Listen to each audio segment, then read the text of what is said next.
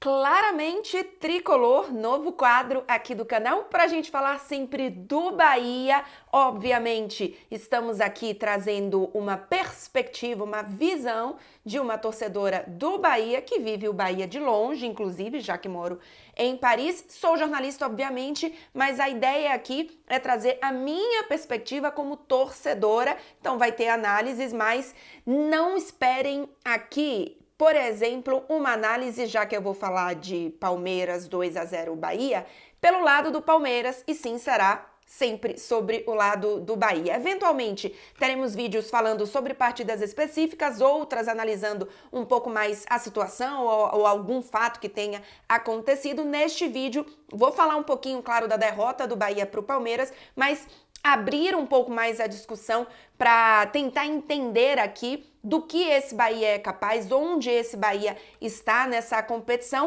Então já deixa o like, especialmente se você for torcedor do Bahia.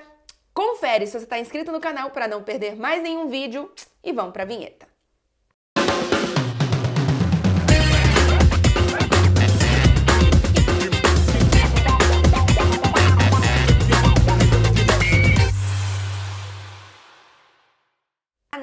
Muito bem, vamos começar falando um pouquinho sobre o jogo, obviamente.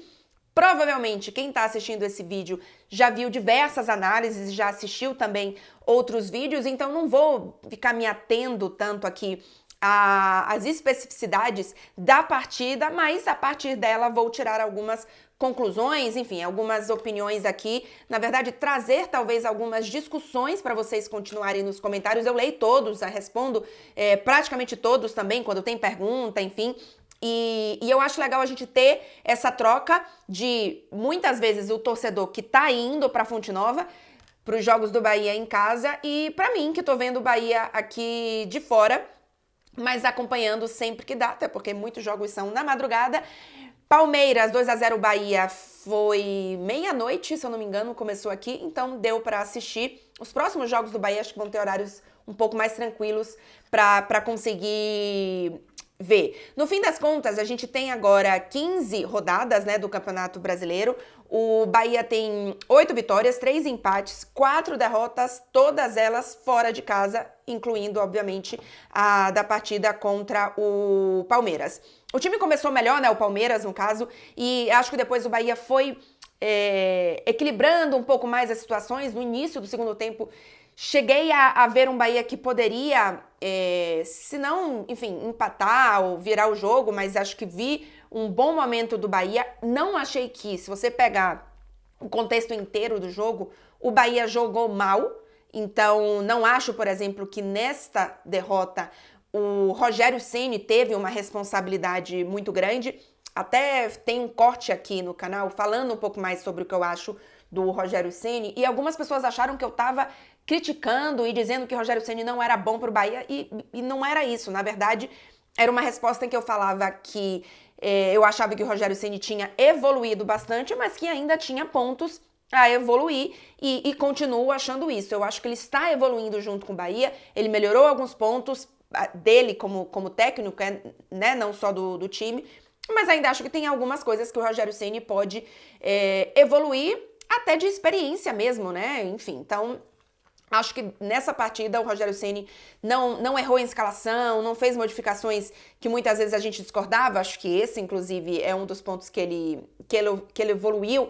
Mas, primeiro, que eu acho que são duas equipes que estão em estágios diferentes de maturidade, e quando eu falo isso, não é que o Bahia não possa jogar tão bem como o Palmeiras, porque eu acho que, inclusive, se a gente pegar outro time que tem um estágio de maturidade muito grande, que é o caso do Flamengo, o Bahia jogou de igual para igual.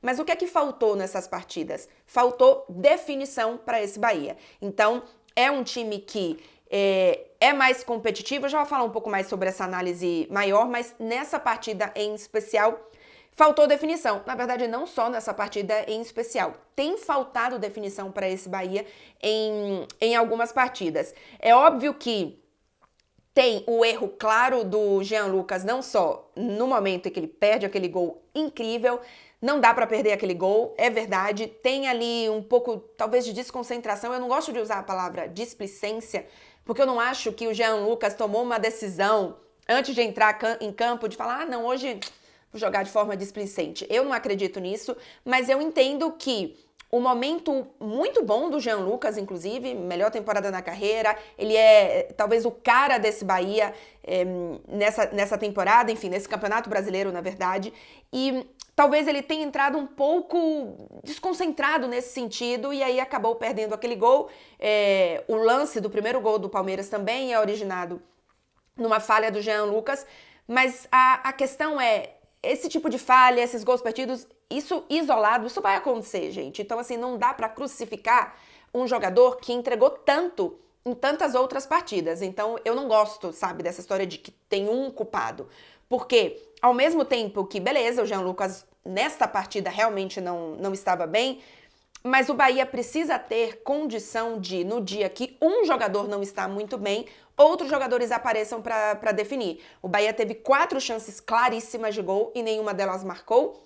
Acho que o Palmeiras foram, assim, claríssimas. Não sei se foram só as 2 do gol.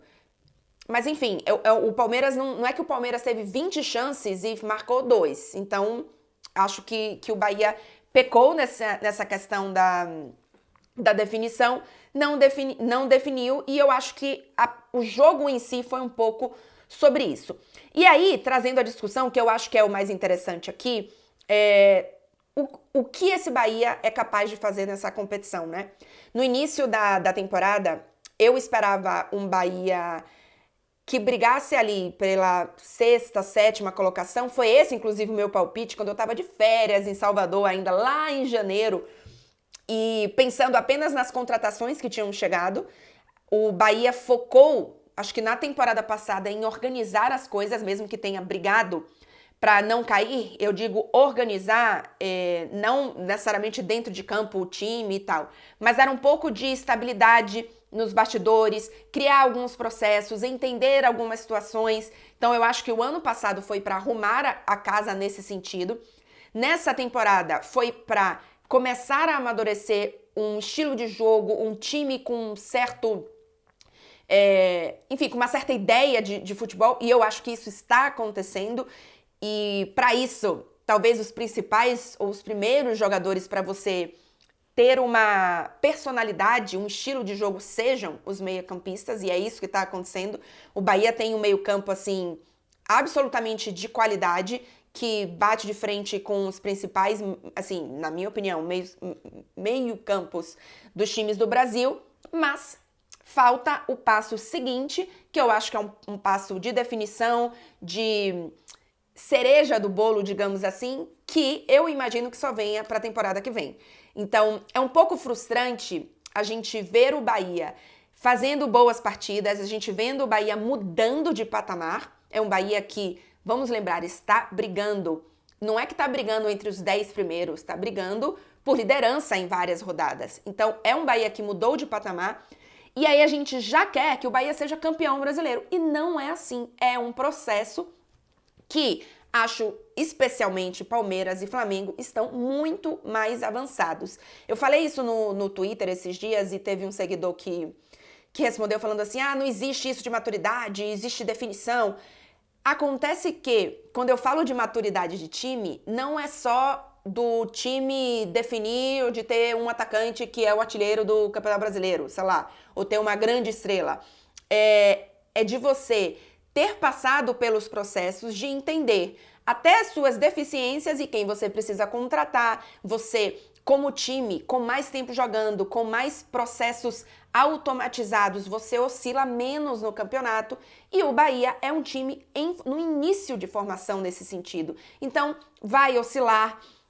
Eu ainda me surpreendi um pouco nessa temporada com alguns resultados em que o Bahia jogou mal. O jogo, por exemplo, que eu estava na Fonte Nova, contra o Fortaleza, o Bahia jogou mal e o Bahia venceu. Então, é um time que ainda vai oscilar, que ainda tem carências, em especial, já falei isso aqui até no vídeo passado, que acho que precisa sim de contratações, na minha opinião, talvez mais um zagueiro, um lateral e pelo menos um atacante, assim, de primeira prateleira dentro do futebol brasileiro, enfim. Então, É um processo que é frustrante, porque a gente começa já a ver alguns resultados e a gente, obviamente, quer todos os resultados, mas eu acho que faz parte desse processo. O Bahia é competitivo, o Bahia tem qualidade. Eu acho que dá pra gente... Óbvio que eu não curti o jogo de ontem contra o Palmeiras, mas hoje, quando eu vim fazer esse vídeo, eu falo, pô, caramba, o Bahia perdeu? Perdeu. Mas olha a temporada que o Bahia tá fazendo. Então, eu consigo separar um pouco a raiva da derrota, a frustração de que o Bahia poderia, por exemplo, ter aproveitado algumas chances e talvez ter empatado, mas entender que é um novo momento para o Bahia e que dá para a gente também não curtir a derrota, não perceber o que é que pode melhorar, mas a gente também encarar que é um momento de crescimento, de evolução desse Bahia que não está pronto ainda para ser campeão brasileiro. Continuo achando que, mesmo com oscilação, mesmo com carências, mesmo estando nesse processo que eu acabei de falar aqui, atrás de outros clubes brasileiros, é um Bahia que não tem dúvida, pelo que mostrou até agora, que vai brigar sim por vaga direta na Libertadores. Mas não vejo uma temporada frustrante se for isso que acontecer. Gente, olha os últimos anos do Bahia. Então, muita calma nessa hora. Para algumas coisas muito interessantes que eu peguei aqui de números, que eu acho que vale a pena pra gente trazer, só lembrando, né? Eu falei dos 15 jogos no Campeonato Brasileiro e eu acho que é um bom recorte pra gente fazer essas análises, pra gente fazer esses questionamentos. As 4 derrotas todas fora de casa. O Bahia tem, fora de casa, 8 jogos, 1 vitória apenas, aquele jogo contra o Botafogo, 3 empates e 4 derrotas. Seria, se a gente pegasse apenas a campanha fora de casa, 12º colocado do Campeonato Brasileiro. Ou seja, precisa entender e analisar o que acontece fora de casa. E em casa, o Bahia tem 7 vitórias de 7 jogos, assim, é absurdo. E é a melhor campanha dentro de casa no Campeonato Brasileiro. O Cruzeiro, se eu não me engano, também tem 100%, mas tem um jogo a menos, né? Então, enfim, não dá pra contar o que seria esse próximo jogo do Cruzeiro. Mas tem a melhor campanha do Campeonato Brasileiro em casa. Então, é preciso entender o que acontece. Talvez seja apenas essa questão da evolução, de maturidade do time, o que o Rogério Ceni precisa tirar dessas partidas, existe algo em comum com elas? Enfim, eu acho que são processos que estão acontecendo. Agora, para falar desse aspecto de definição, eu olhei aqui algumas estatísticas no SofaScore, e nem tô fazendo publi, mas é onde eu olhei as estatísticas e tem algumas bem interessantes.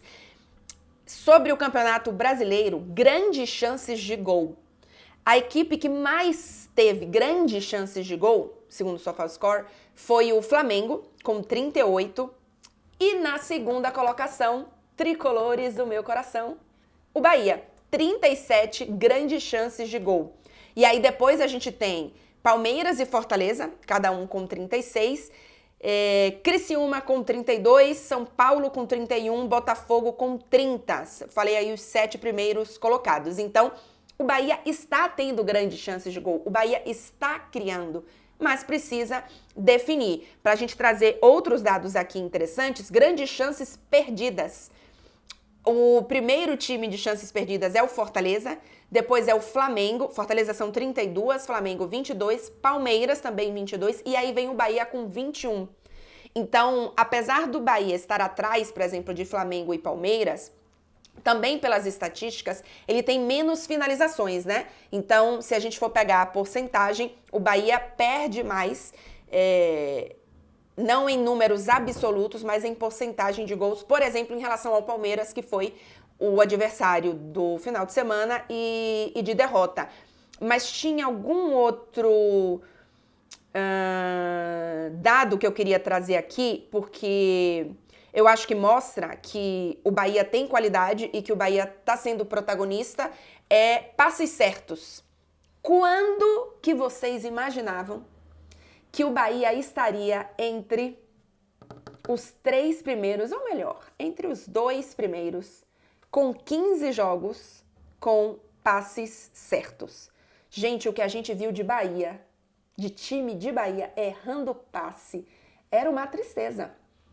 E o Bahia está na segunda colocação neste quesito. O São Paulo é o primeiro com 452 passes e o Bahia com 451. Então, tá bem ali próximo. Aí depois a gente tem Fluminense, Atlético Mineiro, Internacional, Flamengo, Botafogo, Grêmio, Cruzeiro e Juventude. São os 10 times com mais passes certos.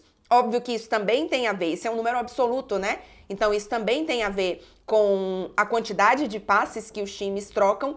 No caso do Bahia, que tem uma ideia de jogo de posse de bola, de ser protagonista nesse sentido, de ter a bola, o Bahia é o quarto colocado em posse de bola no Campeonato Brasileiro. Fluminense, São Paulo e Atlético Mineiro estão um pouquinho acima. O Bahia tem 54% de posse de bola.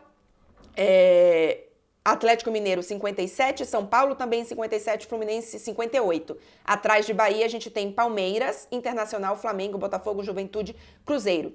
Então, gente, é um Bahia que é protagonista, que é competitivo, que tem qualidade, mas que ainda não está pronto para ser campeão brasileiro. Repito, tem frustração, porque a gente já está vendo evolução, mas é também preciso ver o lado do rumo que o Bahia está tomando e da mudança de prateleira. O Bahia mudou de prateleira e acho que esse é o principal objetivo da temporada e, por enquanto, ele está sendo cumprido e que venha uma vaga na Libertadores. É isso, 16 minutos de vídeo não era a intenção, mas espero que vocês tenham curtido o início da semana com esse quadro novo, claramente tricolor. Peço que vocês não deixem de dar o like antes de sair do vídeo. Confere se está inscrito no canal e nos comentários. Quero a opinião de vocês sobre os assuntos aqui e também dicas e sugestões sobre o que a gente pode trazer mais aqui no quadro Claramente Tricolor.